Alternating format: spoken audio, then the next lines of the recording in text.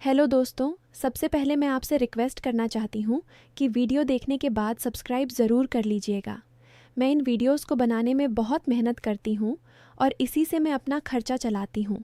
जो भी सब्सक्राइब करेगा, मैं दुआ करती हूँ कि उसकी ज़िंदगी बहुत अच्छी, अमीर और खुशहाल हो। प्लीज़ प्लीज़ सब्सक्राइब कर लीजिएगा। दोस्तों, आज मैं आपको एक ऐसी कहानी सुनाने जा रही हूँ जो मेरे दिल के बहुत करीब है। ये कहानी है मेरी पड़ोसन रुखसाना की। रुखसाना मेरे से सिर्फ 3 साल छोटी थी, लेकिन उसकी ज़िंदगी की हर छोटी बड़ी बात मुझे पता थी। वो लाहौर के पुराने मोहल्ले में रहती थी, जहाँ घरों की दीवारें इतनी पास होती हैं कि पड़ोसी की खांसी भी सुनाई दे जाती है। उसके अब्बू सरकारी ऑफिस में क्लर्क थे और अम्मी घर संभालती थीं। रुखसाना ने बीए किया था और अब एक छोटी सी प्राइवेट स्कूल में टीचर थी। सैलरी कम थी, लेकिन वो बच्चों को पढ़ाने में इतनी मग्न रहती कि कभी शिकायत नहीं करती। उसके घर के ठीक बगल में एक नया परिवार आया था, फरहान नाम का लड़का, जो इंजीनियरिंग की पढ़ाई पूरी करके वापस लौटा था। उसके अब्बू का छोटा सा इलेक्ट्रॉनिक्स का शॉप था बाजार में। फरहान दिन भर शॉप पर मदद करता और शाम को मोहल्ले के बच्चों को फ्री में कंप्यूटर सिखाता। पहली मुलाकात रुखसाना और फरहान की हुई थी जब स्कूल के बच्चों का एक प्रोजेक्ट था। बच्चों ने फरहान से कहा था कि सर, आप आकर हमें स्लाइड्स बनाना सिखा दीजिए। रुखसाना भी बच्चों के साथ थी। उस दिन फरहान ने इतनी धैर्य से सब कुछ समझाया कि रुखसाना मन ही मन सोचने लगी, कितना अच्छा इंसान है, ना घमंड ना जल्दबाजी। धीरे धीरे दोनों की बातें बढ़ने लगीं। शुरू में तो सिर्फ स्कूल और बच्चों की बातें, फिर एक दिन बारिश में फरहान ने रुखसाना को स्कूल से घर छोड़ने की पेशकश की। रुखसाना ने हिचकते हुए हाँ कह दिया।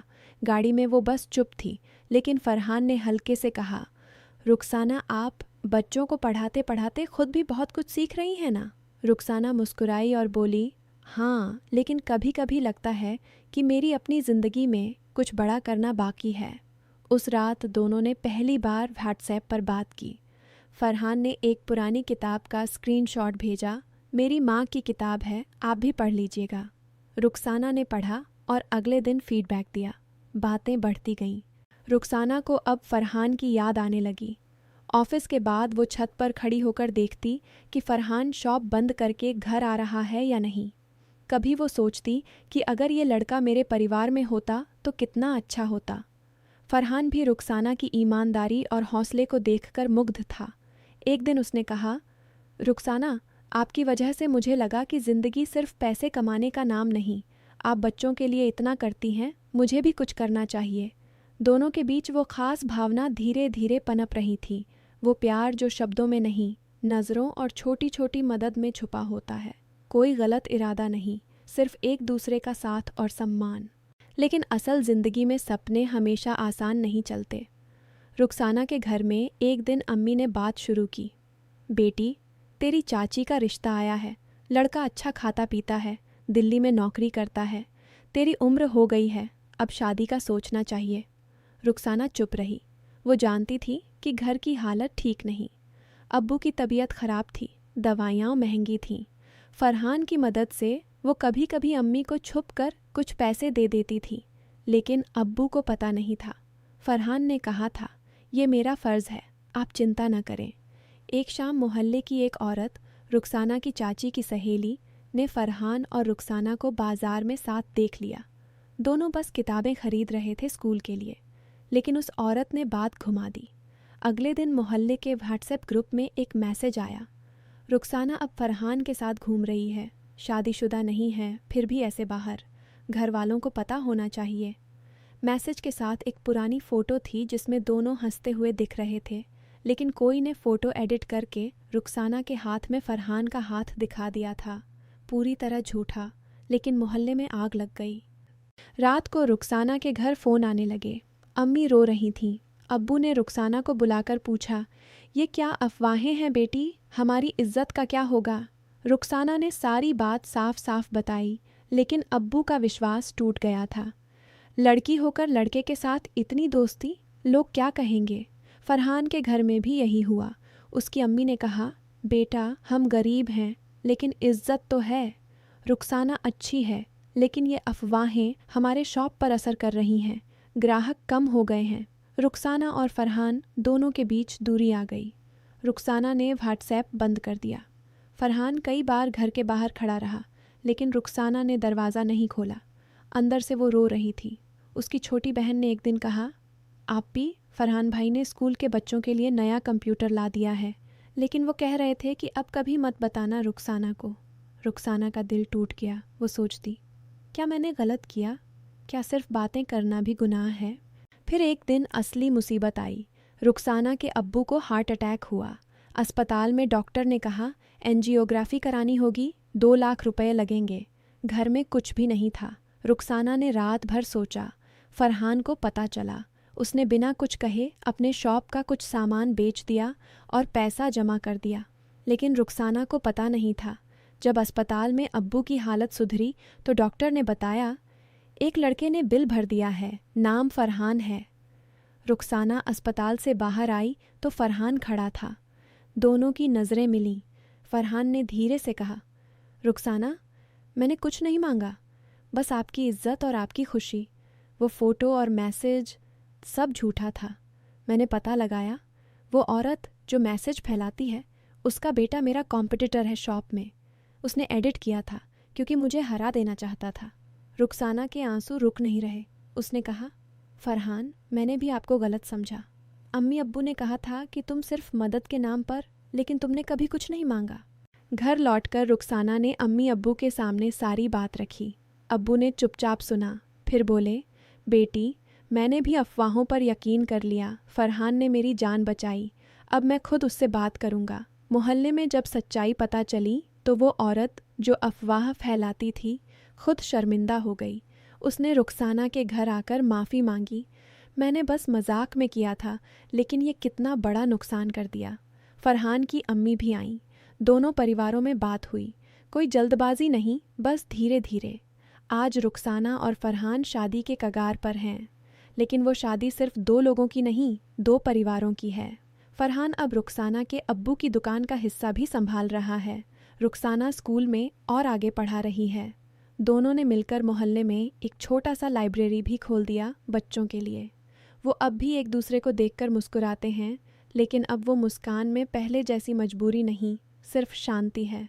दोस्तों, इस कहानी से जो सीख मिलती है वो ये है कि अफवाहें सिर्फ एक मैसेज या फ़ोटो से शुरू होती हैं, लेकिन वो पूरे परिवार की इज्जत, रिश्तों और सपनों को चकनाचूर कर सकती हैं। हमें कभी भी बिना तहकीकात के किसी पर यकीन नहीं करना चाहिए। प्यार हो या दोस्ती, वो सम्मान और विश्वास पर टिकी होती है। और सबसे बड़ी बात, सच्चाई हमेशा सामने आती है, लेकिन तब तक बहुत कुछ टूट चुका होता है। इसलिए आज ही उन रिश्तों को संभालिए जिन्हें आप सच मानते हैं।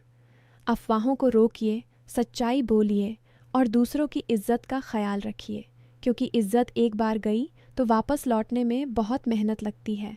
अगर आपको ये कहानी पसंद आई तो प्लीज़ वीडियो को लाइक, शेयर और कमेंट ज़रूर कीजिएगा। और हाँ, सब्सक्राइब करना मत भूलिएगा। मिलते हैं अगली कहानी में। अल्लाह हाफिज़। अर्बन हीट आइलैंड्स का मसला आज के शहरी दौर का एक साइलेंट क्राइसिस बन चुका है, जो खासकर गरीब इलाकों के बच्चों, बुजुर्गों और मजदूर तबकाए के लिए बेहद खतरनाक साबित हो रहा है। अर्बन हीट आइलैंड का मतलब है कि शहरी इलाके अपने गिरदोनवाह के देहाती इलाकों से ज़्यादा गर्म हो जाते हैं, क्योंकि यहाँ कंक्रीट, एसफॉल्ट और बिल्डिंग्स हीट को अब्जॉर्ब करके वापस रिलीज़ करती हैं। ये फ़र्क आमतौर पर 3 से 5 डिग्री सेल्सियस होता है, लेकिन एक्सट्रीम कंडीशंस में ये और भी ज़्यादा हो सकता है।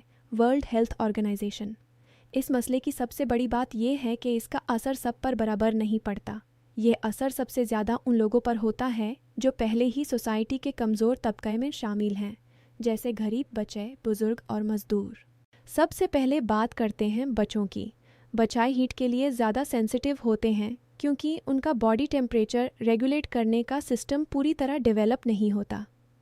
एक्सट्रीम गर्मी उनके लिए डिहाइड्रेशन, थकान और हीट स्ट्रोक का सबब बन सकती है।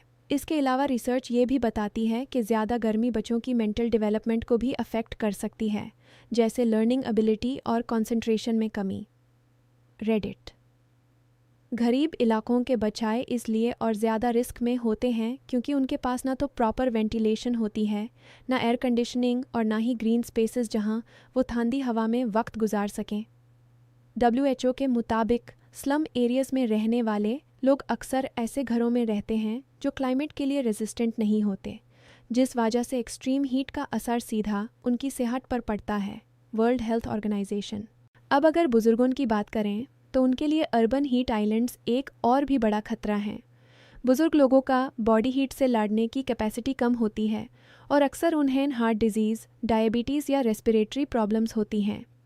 एक्सट्रीम गर्मी इन कंडीशंस को और भी सीरियस बना देती है। स्टडीज़ के मुताबिक अर्बन हीट आइलैंड्स के सबब हॉस्पिटल एडमिशन्स और मोर्टेलिटी रेट्स बुजुर्गों में बढ़ जाते हैं। World Health Organization. इसके अलावा कई बुजुर्ग लोग अकेले रहते हैं या उन्हें प्रॉपर हेल्थ केयर एक्सेस नहीं होता। गर्म, बैंड और वेंटिलेशन के बगैर घर उनके लिए जानलेवा साबित हो सकते हैं। लो इनकम एरियाज़ में तो ये प्रॉब्लम और भी ज़्यादा होती है, जहां एसी अफोर्ड करना मुश्किल होता है। पीएमसी। मज़दूर तबके के लिए भी अर्बन हीट आइलैंड्स किसी अजाब से कम नहीं। Construction workers, rickshaw drivers, street vendors और फैक्ट्री वर्कर्स दिन भर धूप में काम करते हैं। जब शहर का टेम्परेचर ऑलरेडी ज़्यादा हो तो उनके लिए काम करना और भी मुश्किल हो जाता है। हीट एग्जॉस्शन, डिहाइड्रेशन और हत्ता के हीट स्ट्रोक उनके लिए रोज़ का खतरा बन जाता है। एक और पहलू जो अक्सर नज़रअंदाज होता है वो है प्रोडक्टिविटी का गिरना। एक्सट्रीम गर्मी की वजह से मज़दूर कम काम कर पाते हैं, जिससे उनकी इनकम भी कम हो जाती है। यानी अर्बन हीट सिर्फ सेहत का नहीं बल्कि इकोनॉमिक सर्वाइवल का भी मसला है। यह मसला सिर्फ फिज़िकल हेल्थ तक महदूद नहीं है, मेंटल हेल्थ पर भी इसका गहरा असर पड़ता है। गर्मी स्ट्रेस, एंजाइटी और इरिटेबिलिटी को बढ़ाती है। जब लोग तंग और गर्म घरों में रहते हैं जहां बिजली भी स्टेबल नहीं होती, तो उनका फ्रस्ट्रेशन लेवल बढ़ता है, जो सोशल कॉन्फ्लिक्ट्स और डोमेस्टिक वायलेंस तक ले जा सकता है। अर्बन हीट आइलैंड्स का एक और इम्पॉर्टेंट पहलू एनवायरनमेंटल इनजस्टिस है। गरीब इलाकों में आमतौर पर ग्रीन स्पेसेस, पार्क्स और ट्रीज़ की कमी होती है, जबकि अमीर इलाकों में यह सब ज़्यादा होता है। ट्रीज़ और पानी के सोर्सेज टेम्परेचर को नेचुरली कम करते हैं, लेकिन जब ये चीज़ें सिर्फ प्रिविलेज्ड एरियाज़ तक महदूद हो जाएं तो गर्मी का बोझ भी अनइक्वल हो जाता है। World Health Organization. इसके अलावा गरीब इलाके अक्सर इंडस्ट्रियल जोन्स या बिजी रोड्स के करीब होते हैं, जहां एयर पोल्यूशन भी ज़्यादा होती है। जब गर्मी और पोल्यूशन मिल जाते हैं तो रेस्पिरेटरी डिजीज़ेस और हार्ट प्रॉब्लम्स का रिस्क कई गुना बढ़ जाता है। World Health Organization. Climate change ने इस मसले को और भी सीरियस बना दिया है। हीट वेव्स ज़्यादा फ्रीक्वेंट और इंटेंस हो रही हैं और अर्बन हीट आइलैंड इफ़ेक्ट इन्हें और भी डेंजरस बना देता है। ये एक डबल बर्डन है, एक तरफ ग्लोबल वार्मिंग और दूसरी तरफ शहरी डिज़ाइन की वजह से बढ़ती हुई गर्मी। आखिरी बात यह है कि अर्बन हीट आइलैंड सिर्फ एक एनवायरनमेंटल मसला नहीं बल्कि एक सोशल जस्टिस इशू भी हैं। जब तक शहरी प्लानिंग में इक्वालिटी को मद्देनज़र नहीं रखा जाता, जैसे कि ग्रीन स्पेसेस का बराबर डिस्ट्रीब्यूशन, अफोर्डेबल हाउसिंग और कूलिंग इंफ्रास्ट्रक्चर, तब तक गरीब तबके इस क्राइसिस का सबसे बड़ा बोझ उठाते रहेंगे।